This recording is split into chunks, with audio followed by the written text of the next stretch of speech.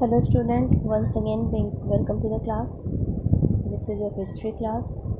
Myself Nancy Srivastava. Last term पे आपने क्या पढ़ा था? राइज ऑफ क्रिश्चियनिटी के बारे में थोड़ा सा, कहाँ से क्रिश्चियनिटी की राइजिंग हुई थी, जीसस का जन्म कैसे हुआ था, कहाँ हुआ था, कब हुआ था, ये सब आपने पढ़ा था.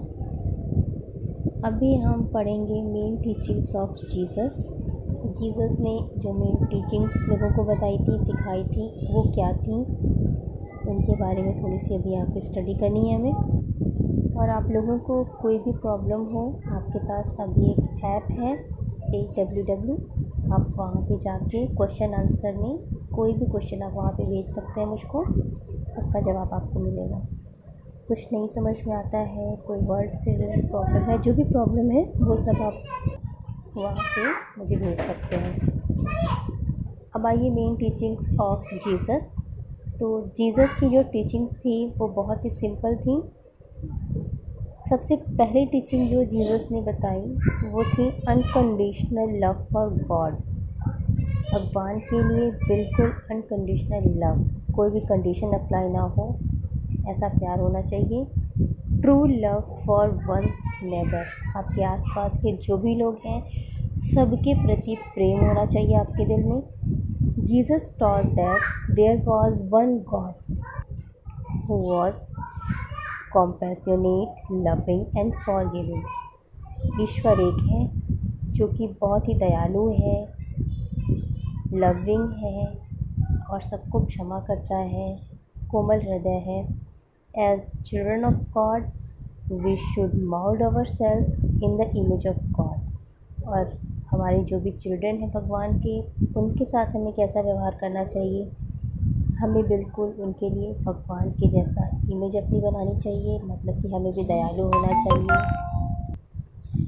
We should love our neighbors, including the poor, the sinners, and even our enemies. We should help the needy and do not even to those who harm us.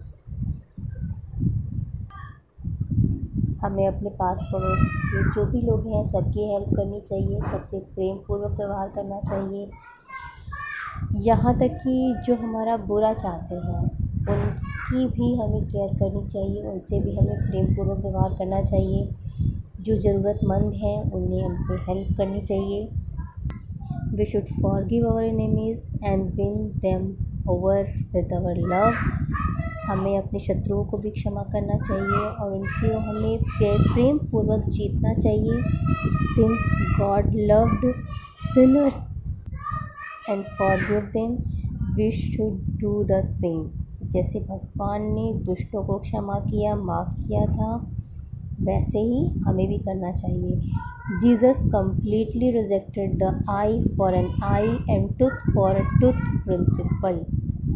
अब देखिए यहाँ पे एक प्रिंसिपल दिया हुआ है, eye for an eye and tooth for a tooth principle. इसको Jesus ने टोटली रिजेक्ट किया.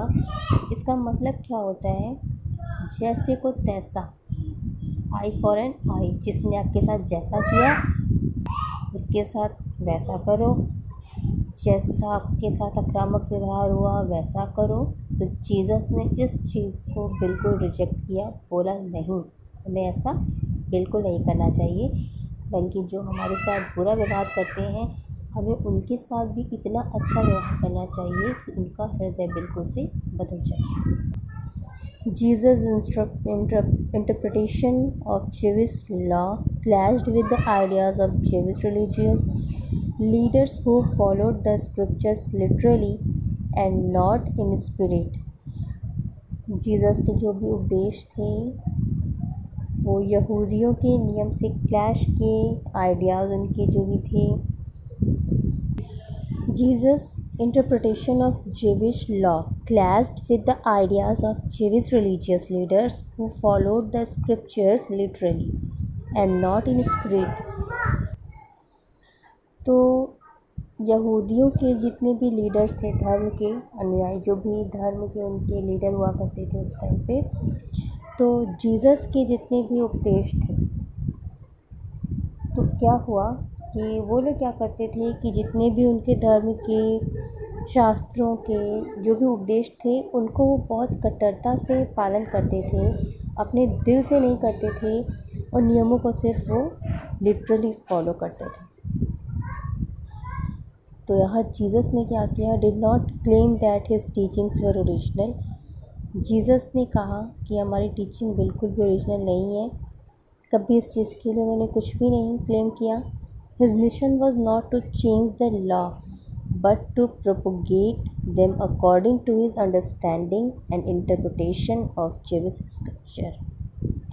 उनका ये मकसद कभी भी नहीं था कि वो किसी नियम को बदलें, किसी को बाध्य करें किसी चीज़ के लिए, अपने अनुसार करने के लिए। बस उनका ये कहना था कि हर चीज़ के लिए अंडरस्टैंडिंग होनी चाहिए, जो भी शास्त्रों में कहा गया है उसका आप दिल से अनुपालन करिए।